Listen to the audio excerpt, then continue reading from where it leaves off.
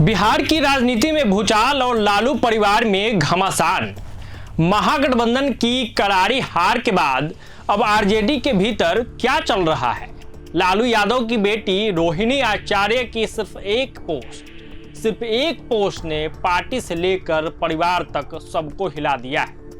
लेकिन सबसे बड़ा सवाल यह है कि ये रमीज कौन है, जिसका नाम आते ही लालू परिवार का विवाद खुलकर सड़कों तक आ गया। पूरी बात आपको विस्तार से बताते हैं, उससे पहले नमस्कार, मैं हूं आदर्श और प्रभात खबर देख रहे हैं आप। बिहार चुनाव में महागठबंधन की बुरी तरह हार के बाद लालू यादव के परिवार में दरार की बातें अब खुलकर सामने आ गई है। शनिवार को लालू प्रसाद यादव की बेटी रोहिणी आचार्य ने सोशल मीडिया पर एक चौंकाने वाला पोस्ट कर लिखा कि वह इस हार की पूरी जिम्मेवारी अपने ऊपर ले रही है। यह विवाद यहीं नहीं रुका।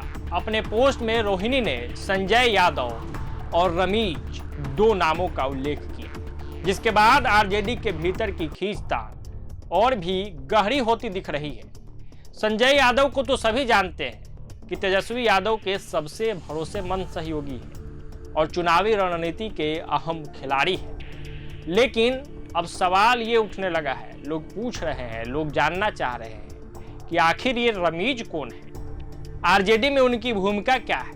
इस पर किसी को स्पष्ट जानकारी नहीं। मीडिया रिपोर्ट्स बताती है कि रमीज भी तेजस्वी के पुराने दोस्तों में से एक है और संजय यादव की टीम में सक्रिय भूमिका निभाते रहे। उनका परिवार उत्तर प्रदेश की राजनीति से जुड़ा बताया जाता है। हालांकि रोहिणी ने अपने पोस्ट में जिस रमीज का नाम लिया है, क्या वह यही व्यक्ति है, इसकी आधिकारिक पुष्टि अभी तक हुई नहीं है और हम भी नहीं करते हैं। लेकिन अभी तक जो जानकारी और जो मीडिया रिपोर्ट्स के हवाले से हम बता रहे हैं, उस अनुसार ये रमीज नहीं है। इस विवाद से पहले रोहिणी आचार्य ने एक और पोस्ट किया था, जिससे उन्होंने लिखा था, मैं राजनीति छोड़ रही हूँ, अपने परिवार से भी नाता तोड़ रही हूँ। संजय यादव और रमीज ने जो कहा मैंने वही किया, सारी गलती मेरी है और मैं सारी जिम्मेवारी लेती हूँ। कुछ समय पहले यह खबर भी सामने आई थी कि रोहिणी तेजस्वी के करीबी संजय यादव की गतिविधियों को लेकर नाराज चल रही थी। कहा जा रहा था कि रोहिणी का मानना था